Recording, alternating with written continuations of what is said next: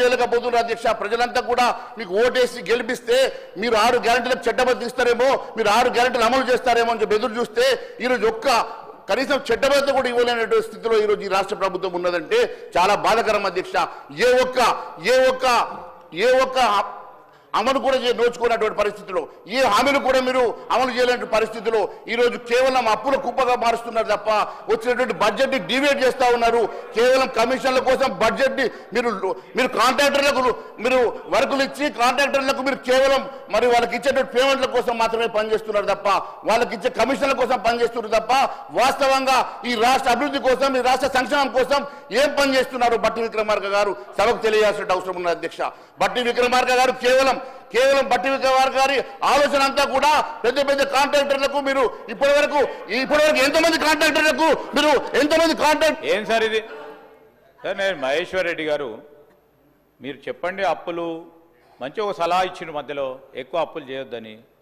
Different instruments ద్వారా మన state ఎకానమీకి సంబంధించిన అంశం విషయంలో కొన్ని సందర్భాల్లో అప్పులు తీసుకొస్తారు, కొన్ని సందర్భాల్లో ఎప్పుడైతే ఎమర్జెన్సీ నీడ్లో ఆస్తులు ఎప్పుడైతే అమ్మాల్సి వస్తుందో అది నిరంతర ప్రక్రియ ప్రతి రాష్ట్రంలో కూడా జరుగుతూ ఉంది. నేను కావలిస్తే అన్ని రాష్ట్రాలకు సంబంధించిన నివేదిక అందజేస్తాము. ఈరోజు నేను కూడా చెప్తా ఉన్నాము, డిఫరెంట్ ఇన్స్ట్రుమెంట్స్ ద్వారా మనకు సంబంధించిన సంక్షేమాన్ని అభివృద్ధిని రాష్ట్ర ప్రజలకు సంబంధించిన సంక్షేమ అభివృద్ధి విషయంలో చేయడం జరుగుతుంది. కానీ ఎంతవరకు జ్యుడిషియస్గా చేశారు, ఎంతవరకు సైంటిఫిక్గా చేశారు, ఎంతవరకు నిజంగానే రాబడి ఎంత ఉన్నది, వ్యయం ఎంత ఉన్నది అని చూసి కర్మల్లో చేయండి అని చెప్పండి. కానీ మళ్ళీ తీసుకుపోయి ఎందుకు చేసిండ్రు, ఎవరు చేసిండ్రు వ్యక్తిగతంగా మాట్లాడటం సరికాదండి. ఇది వ్యక్తిగతంగా మాట్లాడటం సరికాదు. ఇది వాట్ ఇస్ ఈరోజు జాతీయ స్థాయిలో బీజేపీ పార్టీ ప్రభుత్వంలో ఉంది అధ్యక్ష. వారు కూడా ప్రభుత్వంలోకి వచ్చి 6 నెలలే. వారు ప్రజలకు ఇచ్చిన హామీలు ఏం నిలబెట్టుకున్నారు? తెలంగాణ రాష్ట్ర ప్రజలకు ఇచ్చిన హామీలు ఏం నిలబెట్టుకున్నారు? మిమ్మల్ని అడుగుతా ఉన్నాం. మేము ఏం నిలబెట్టుకున్నారు 6 నెలల నుంచి? మేము ఈరోజు మీ నిర్మల్లో మా మహిళా సోదరిమణులు అందరూ కూడా ఫ్రీ బస్సులో తిరుగుతలేరా అధ్యక్ష? 6 గ్యారెంటీలో నిర్మల్లో మహిళా సోదరిమణులు అందరూ తిరుగుతలేరా? కనబడతలేదా? 200 యూనిట్లు నిర్మల్ నియోజకవర్గంలో పేద ప్రజలు 200 యూనిట్ల రూపాయల విద్యుత్ సరఫరా పరంగా వినియోగిస్తే వారికి ఫ్రీ కరెంట్ వాళ్ళకి కనబడతలేదా? ఏం చేసిండ్రు, ఏం చేయలేదని ఏం అధ్యక్ష ఇది? ఓ పక్కనే వారికి పక్కన కూర్చున్న పెద్ద మనుషులు ఆ విధంగానే మాట్లాడతారు, మరి మా బీజేపీ వారు కూడా అదే విధంగా మాట్లాడతారు, వెనుక కూర్చున్న వారు అదే విధంగా మాట్లాడతారు.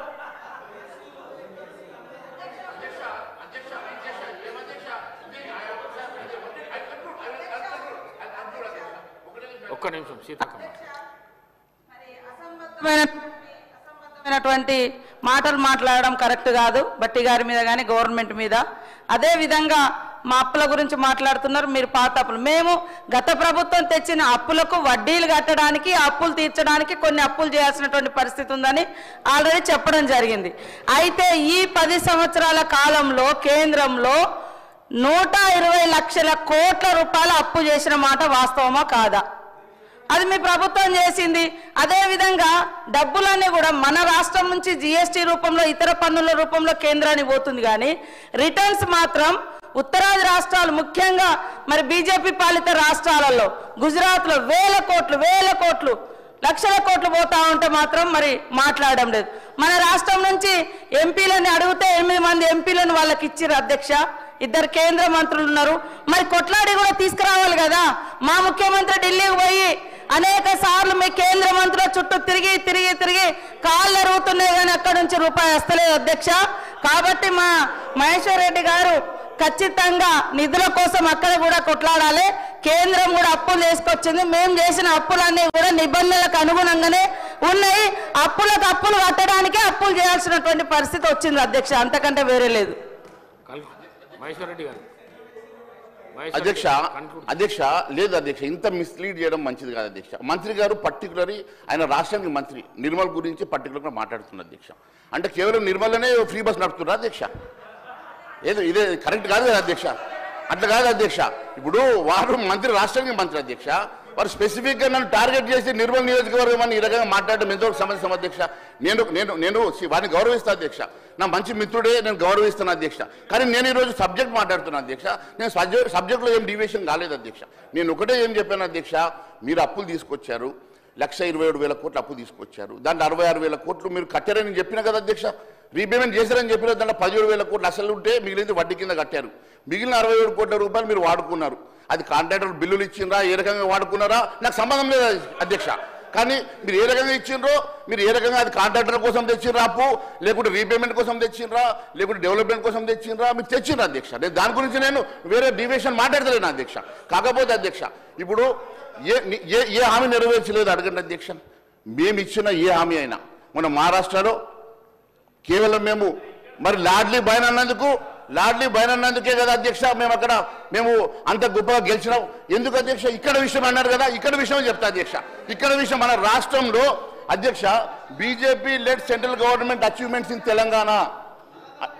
నేను ఒకటే అంటున్నాను, since Shri Narendra Modiji government came to power, the tax devolution has increased from 32 to 42% అధ్యక్ష, resulting a total sum of 1,60,000 crore being allocated to Telangana state during last 10 years అధ్యక్ష. Earlier government 2004 to 14 when UPA was in power, the total amount received to Telangana is only 45,000 crores అధ్యక్ష. Yes, in spite of that, in addition to this Adhyaksha, through various central ministries, 5,21,000 crore rupees was allocated to state of Telangana. Apart from that, GST compensation also, as my brother is asking, it is also 15,329 additional to this. MP lots 1,000 crores. Backward area development is 2,250 crores. Adhyaksha, మేము ఎప్పుడు కూడా తెలంగాణ మీద భారతీయ జనతా పార్టీకి ప్రేమ ఎక్కువ అధ్యక్ష. అందుకే ఈ ప్రాంతానికి కొన్ని లక్షల కోట్ల రూపాయలు అధ్యక్ష, 6,81,000 కోట్ల రూపాయలు ఈ రాష్ట్రానికి గత నరేంద్ర మోడీ గారి ప్రభుత్వం ఇచ్చింది అధ్యక్ష. ఇప్పుడు కూడా మేము అదే మాదిరిగా నిధులు ఇస్తున్నాం అధ్యక్ష. నిధులు ఇవ్వడానికి మేము ఎప్పుడు వెనుకంజ వేయం అధ్యక్ష. కానీ ఒకటే అడుగుతున్నాం అధ్యక్ష, ఈ రకమైనటువంటి అప్పులు ఈ రాష్ట్ర ప్రయోజనాల్ని దెబ్బతీస్తాయి. భావి తరానికి ఇది మంచిది కాదు. రేపు భావి తరాలు ఈరోజు మన వైపు ఎంతో ఆశగా చూస్తున్నారు. ఈ రాష్ట్రం ఈ రకంగా అప్పుల కుప్పగా మారి రేపు ఈ రాష్ట్రం పూర్తిగా దివాలా తీసి శ్రీలంక లాగా మారితే ఇక్కడ ఉన్నటువంటి నెక్స్ట్ తరాలు ఈ రాష్ట్రం నుంచి వలసపోయేటువంటి పరిస్థితి, మహబూబ్ నగర్ నుంచి గతంలో ఇట్లా వలసలు పోతున్నారో అదే మాదిరిగా ఈ రాష్ట్రం నుంచి వలసలు పోయే ప్రమాదం రావద్దని మాత్రమే నేను కోరుకుంటున్నాను అధ్యక్ష. అంతకు మించి నాకు వేరే ఉద్దేశం లేదు అధ్యక్ష. థ్యాంక్ యూ అధ్యక్ష.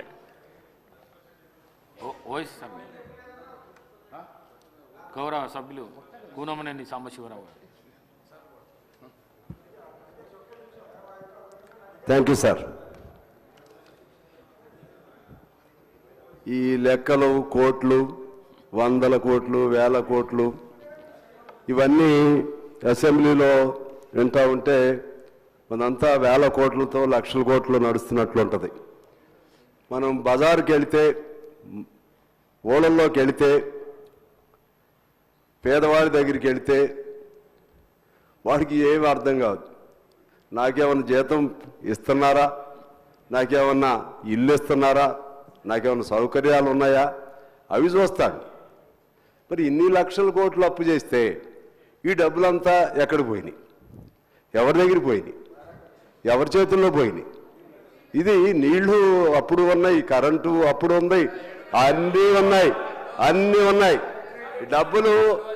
ఈ డబ్బులు ఇందులో ఎవరి చేతుల్లోకి ఎంత పోయింది అనేది కూడా మనం లెక్క తీసుకుంటే అధ్యక్ష, పేదవాడు కట్టే డబ్బులన్నీ, పేదవాడు కట్టే జిఎస్టీ దాదాపు 18 లక్షల కోట్లు కడుతుంటే అందులో ధనికులు కట్టేది 3% అధ్యక్ష, మిగిలినంత పేదవాళ్లే. కానీ తిరిగి మరలా ఎవరికి ఇస్తున్నారు? వాళ్ళకే దాదాపు 18 లక్షల కోట్లు ఎన్ఏపీలు, అంటే వాళ్ళకు ఇవ్వాల్సిన బకాయిలు రద్దు, పెద్ద వాళ్ళకి రాయితీలు, అదానీలు, అంబానీలు వాళ్ళ